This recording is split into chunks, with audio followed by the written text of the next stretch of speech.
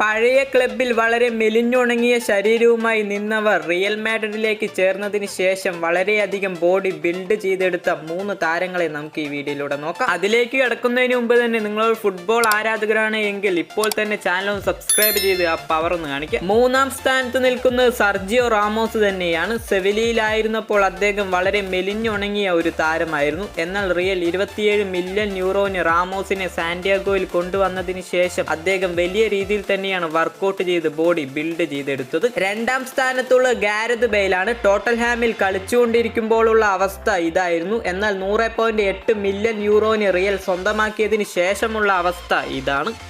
ലിസ്റ്റിൽ 1-ാം സ്ഥാനത്തുള്ളത് Cristiano Ronaldo തന്നെയാണ്. സ്പോർട്ടിങ്ങിലും Manchester യുണൈറ്റഡിലുമുള്ള സമയത്ത് ഈ മെലിഞ്ഞുണങ്ങിയ പയ്യന് ഫുട്ബോളിൽ വലിയ ഭാവിയൊന്നും ഇല്ല എന്ന് തന്നെ പറഞ്ഞിരുന്നു. എന്നാൽ റിയൽ സ്വന്തമാക്കിയതിന് ശേഷമുള്ള കാര്യങ്ങൾ ഞാൻ എടുത്തു പറയേണ്ട ആവശ്യമില്ലല്ലോ.